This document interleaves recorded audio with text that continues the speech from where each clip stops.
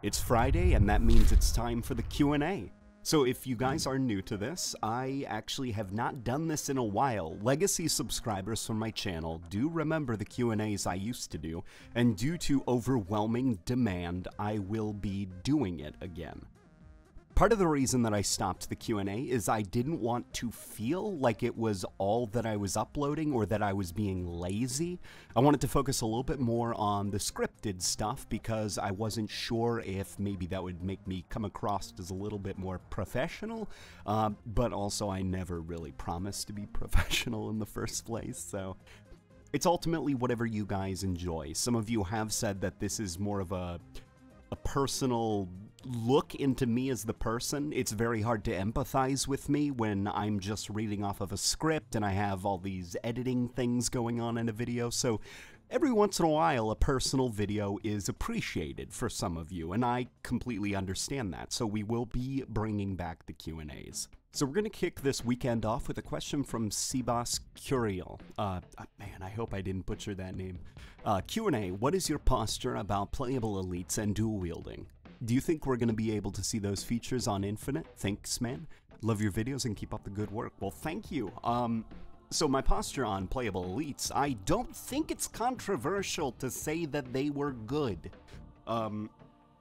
For ranked play, I do understand that for balancing's sake, you kind of want all of your players to fit within one silhouette. You don't want everybody to have different hitboxes and different sizes and stances.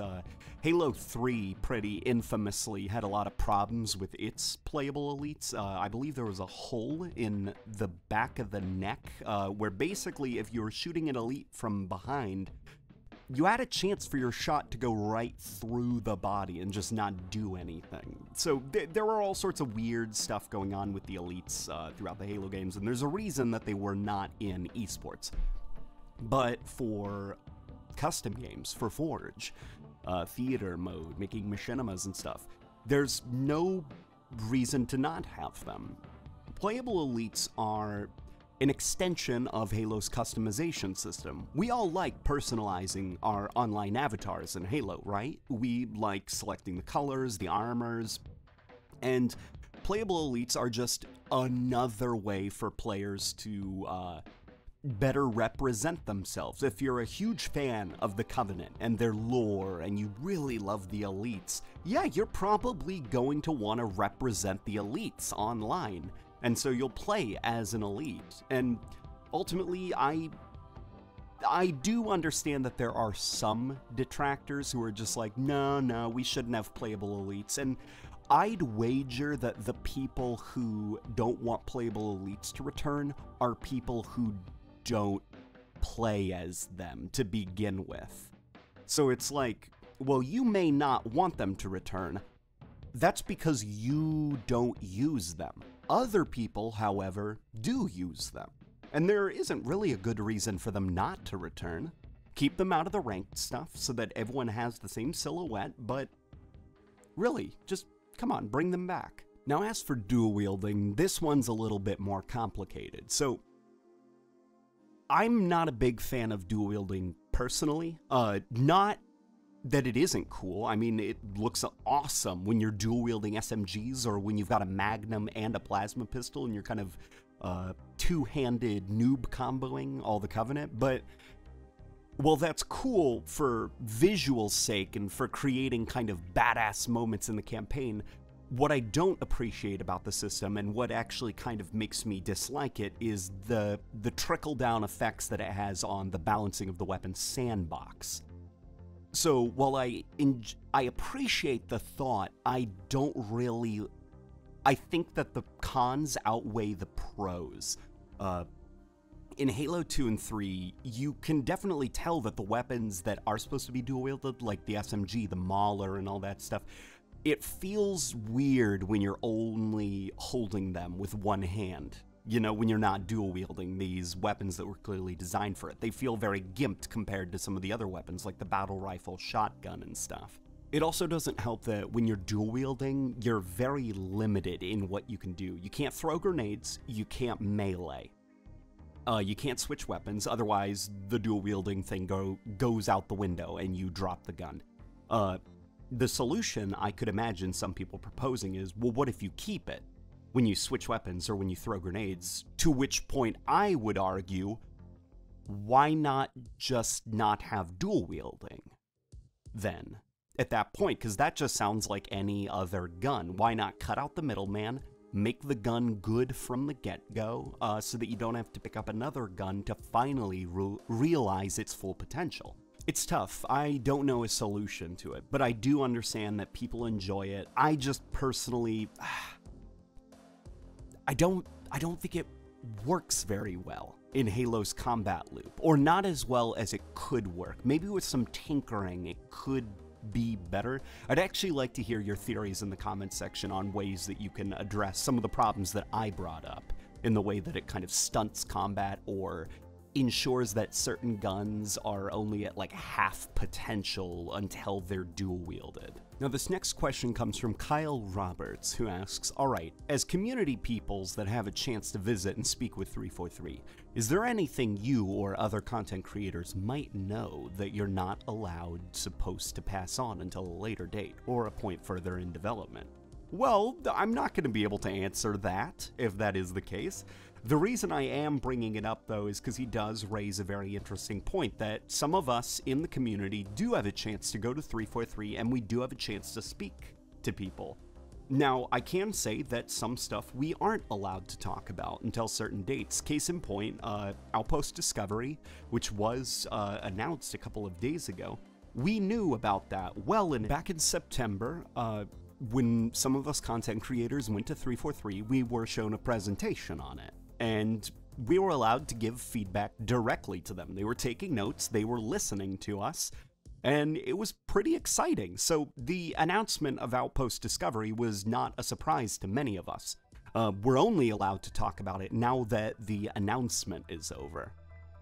So some of us content creators, we do have discussions. Now, some of them are not official. In fact, I feel bad because I do have a nasty habit of like catching employees in the parking lot or in the lobby of 343 whenever I go there and kind of cornering them to have a discussion with them. But some of those discussions, like obviously they're not official, but they're incredibly enlightening about the kind of mindset of the studio and the different employees that work there. I've actually had a couple conversations with the lead sound designer at 343. He's actually a pretty cool guy. Maybe at some point I should kind of talk about some of my interesting discussions with him, because I do think he's incredibly intelligent and very in tune with what the community wants, a little bit more than people give him credit for. I've been able to hang out with Kazuma Jinochi, the old composer for 343, Sparth, the lead art director at 343 for Halo Infinite. I was able to talk with him. He's a very interesting person. I can't wait to see more of Infinite, because some of the talks that we've had with him, he's pretty excited to see how the community reacts to Infinite. I hope that answered your question. So the next question comes from The Arbiter, who says, do you think Halo Infinite's trailer is just a deception to make us optimistic, and Infinite will be full of Seeker helmets and thrusters? So as far as thrusters go, I have no idea. All we have is a trailer to go off of, and the trailer showed a very Halo 2 Anniversary-esque Master Chief, but I can definitely say that the trailer is not misleading. Don't take it too literally. It's like basically that will not be an event in Halo Infinite of Marines walking through things and like deploying flares and the Master Chief going like, I have my helmet off for no reason and now I will put it on and go save those Marines with my Warthog. No, it's more supposed to be a statement of intent for the tone and the look of Halo Infinite. It's not literal, it's more of just a kind of, guys, this is going to be sort of what our game is like. A lot of people have very good reason to be kind of anxious about Halo Infinite and hesitant to believe some of the marketing, because Halo 5, you know, it definitely it definitely gave us good reason to not trust. But also remember, all of your anger at the misleading marketing for Halo 5, that didn't fall on deaf ears. 343 knows that Halo 5 kinda wasn't okay and that the marketing got a little bit out of control and began to almost like create its own game that was disconnected from the actual game that we got. They're very aware of it, and they are consciously trying not to repeat the same mistake again. I hope that that answered your question, and the next question comes from Spritz, who says, "Hey Taras, if you were tasked with designing a Halo-looking motorcycle, how would you transcribe your vision? What makes this motorcycle more Halo than your typical 21st century motorcycle? I'd just like to see the Halo adjective used to describe something new, so we can all properly understand what the classic Halo art style is and why it's so beloved, or at least your take on the style." So, it's interesting. I can probably actually link some of my talks with Sparth, the Infinite Art Director, and some of the things he's learned from the community, from taking notes and kind of seeing the way that people talk about their favorite designs in Halo, their favorite games. So, Sparth was kind of telling me in the lobby of 343 before we all left that he's noticed the community sort of identifies the UNSC as almost like modern military, if that makes sense. Like, take modern military but put it in space with a dash of like cassette future, which is a term actually I saw on Twitter the other day, and I freaking love that somebody said that because that's so good. The idea that even though it's 500 years in the future, there's still like VHS scratches on monitors, they're still using pump-action shotguns, hell, they're still using ballistic shell casings. Like, you'd think 500 years in the future, we'd have laser weaponry by then. Well, no, not in Halo's universe.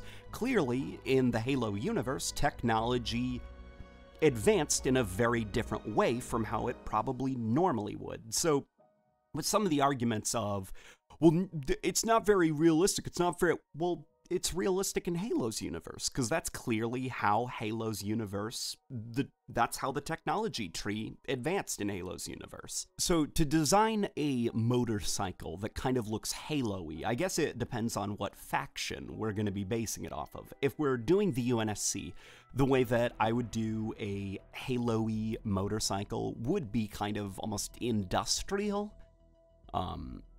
militaristic. It would probably look a little bit low-tech and a little bit dirty and grungy and kind of worn down. I'd give it big tires that kick up dirt as they spin. Something just kind of angry and very green. If we're doing something for the Covenant have sort of always... So I talk a bit about how, as a kid, my Russian Orthodoxy I hold very close to my heart because of the memories I have from it.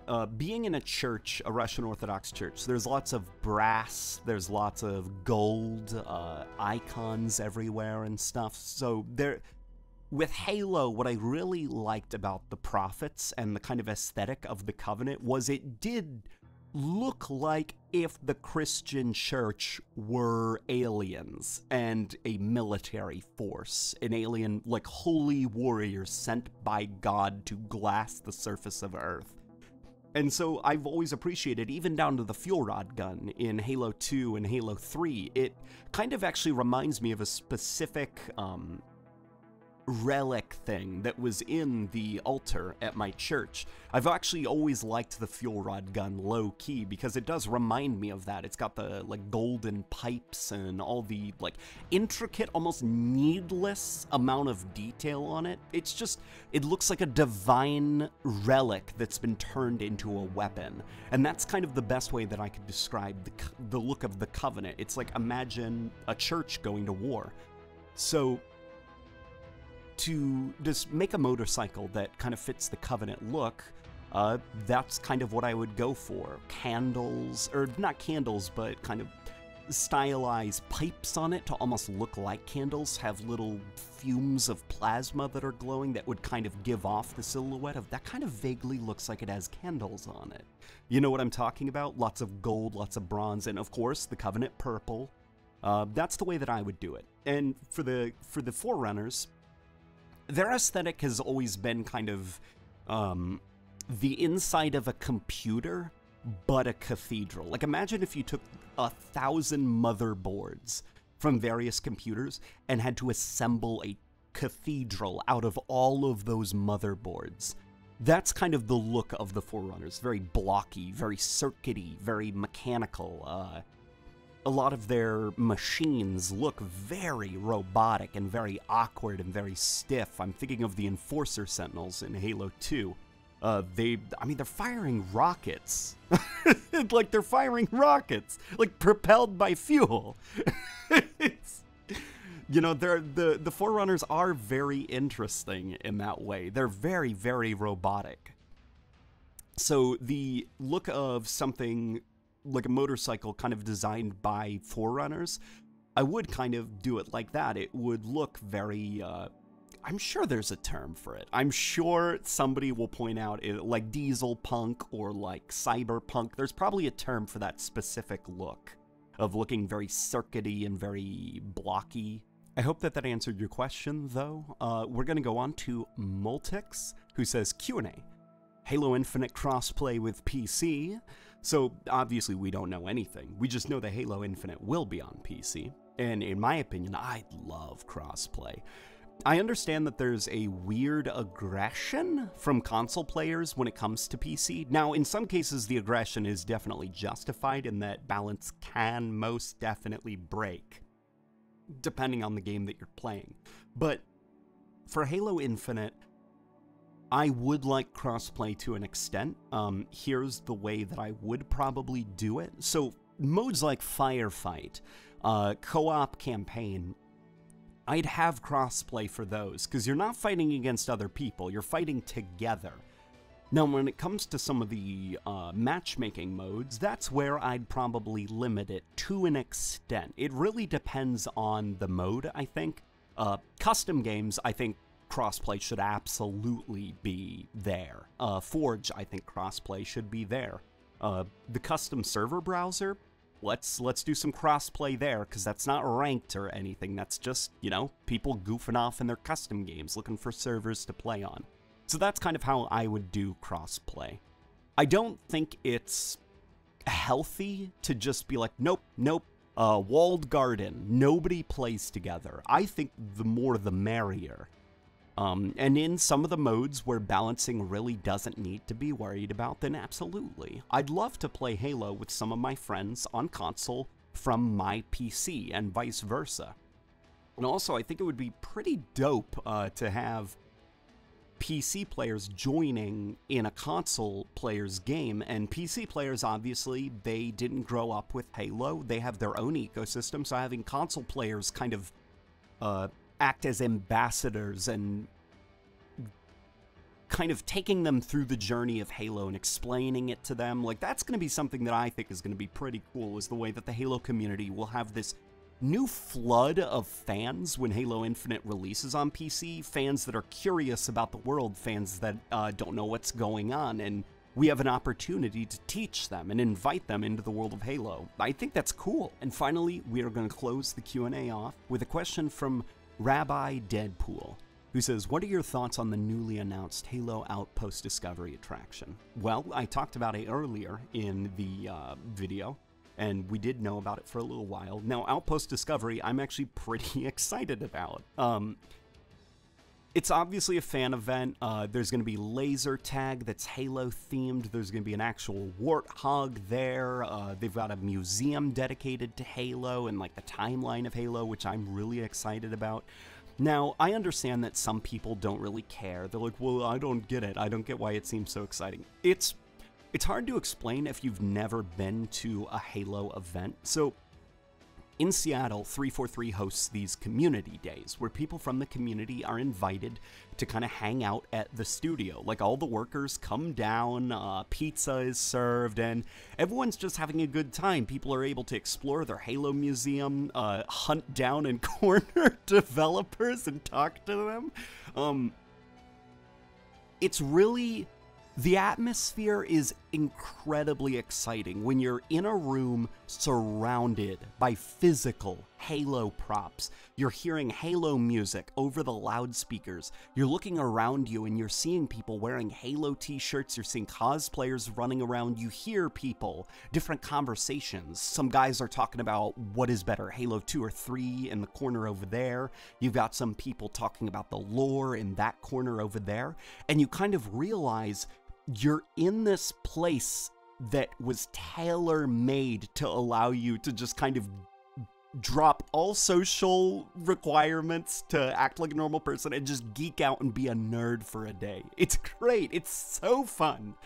And so Halo Outpost Discovery is almost like a traveling circus of Halo, which I'm really excited about. I'm going to check out to see what the dates are and if I'm going to be busy in those time zones, I guess. Because I definitely want to go. I'm really excited. I wish stuff like this existed when I was a kid. I mean, there were Halo events, but like kind of official stuff with real production value to it. I'm looking forward to it. Halo Outpost Discovery is really exciting as a concept, and I'm looking forward to it. So that is all the time we have for today, guys. Leave your questions down below and hopefully they'll be answered next time. Leave Q&A before your questions so that I know it's something you want me to see. And I'm sorry if I can't get to every question. There are literally hundreds of questions being asked.